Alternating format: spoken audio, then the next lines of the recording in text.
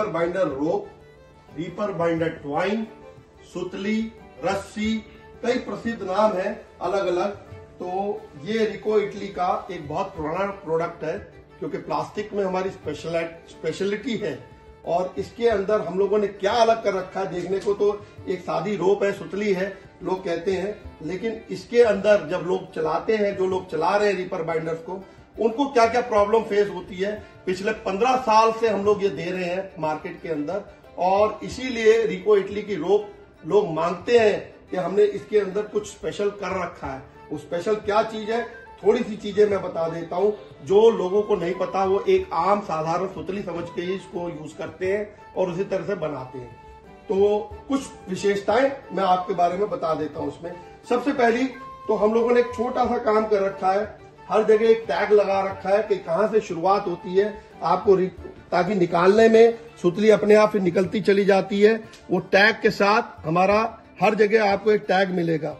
एक बैग के अंदर 6 ट्वाइन के स्पूल्स होते हैं अलग अलग। लगभग हमारा एक बैग 10 किलो 500 ग्राम का है, क्योंकि 1 किलो 750 ग्राम नॉर्मली हम एक स्पूल का वजन रखते हैं। अब हमारा स्पेशलिटी कहां से आती है, वो यहां से आती है कि एक स्पूल में हमारा लगभग 1500 से 1600 मीटर के करीब, बल्कि कई बार ज्यादा भी निकलता है। तो 1500 से 1600 मीटर तो 100% निकलता ही है। अब दूसरों का जो एक स्पूल में निकलता है वो 1200 से 1250 निकलता है। तो अगर जो हम लोअर उस पे भी लें तो लगभग एक स्पूल में हमारा 250 मीटर फालतू होता है सुतली।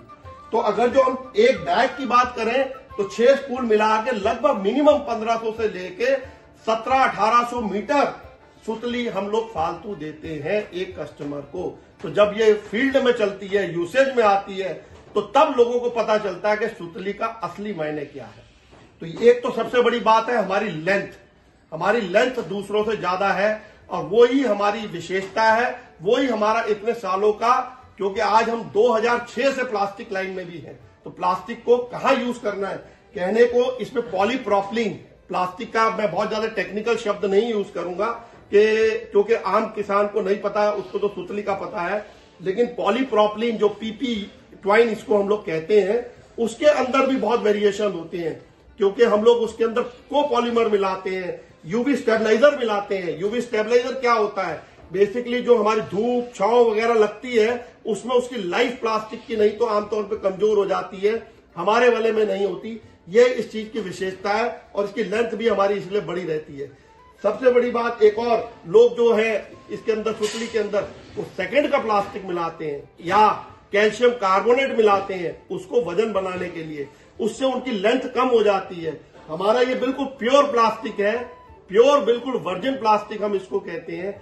उसी वजह से अब उसका क्या फर्क पड़ता है, एक तो ये जिसको कहते हैं ब्रिटल या जो सॉफ्टनेस, इसमें हमेशा सॉफ्टनेस रहती है।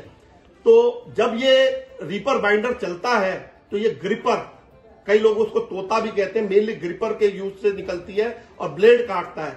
तो अगर जो ये थोड़ा सा भी जो है नरम नहीं होगी, सॉफ्ट नहीं होगी, तो बहुत जल्दी आपका ग्रिपर भी खराब होगा और आपका जो ब्लेड है वो भी खराब होगा।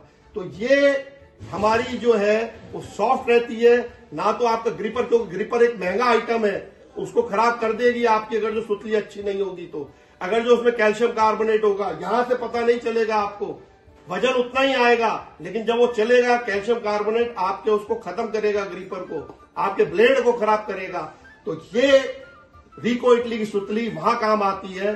तो जो लोग पुराने इस्तेमाल कर रहे हैं इतने सालों से, उनको हर चीज का इसकी विशेषता का पता है। वो इसलिए आज भी कहीं पे भी हो, कोई हमारा महंगा बिक रहा, सस्ता बिक रहा, उसको छोड़ दीजिए, लेकिन रिको इटली की सुतली मांगते हैं, क्योंकि इन चीजों का हम लोगों ने ध्यान दिया है।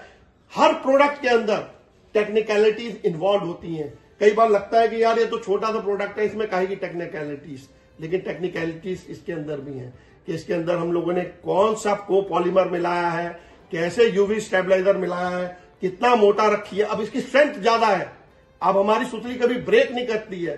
दूसरी बात कि लोगों की सुतलियों में बार बार गीठा आ जाती है और वो गीठा आने की वजह से वहां ग्रिपर तोड़ देता है, उतना नुकसान होता है, उलझती रहती है। लेकिन इसमें कोई आपको गीठा नहीं मिलेगी, एक की एक लेंथ मिलेगी। और इसको जो बनाया गया है वो बहुत आधुनिक मशीनों से बनाया गया है। लोगों के पास बहुत सस्ती सस्ती मशीनें हैं जिसमें वो सुतली, आम सुतली बना रहे हैं, लेकिन वो आम सुतली और सुतली में बहुत फर्क है। ये एक टेक्निकल प्रोडक्ट है, तो इसको टेक्निकलिटीज के साथ ही इस्तेमाल करना चाहिए। उसके अलावा हमारी जो पैकेजिंग है वो बहुत स्ट्रांग पैकेजिंग है, खराब नहीं होती है पैकेजिंग।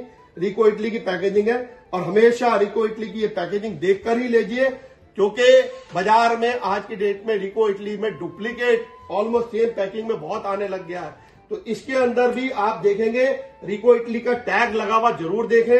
हर बॉक्स के ऊपर, बॉक्स के अंदर जो स्पूल्स के ऊपर रिको इटली के मोहर देखें, बैग पे रिको इटली के मोहर देखें और उस हिसाब से ही लें।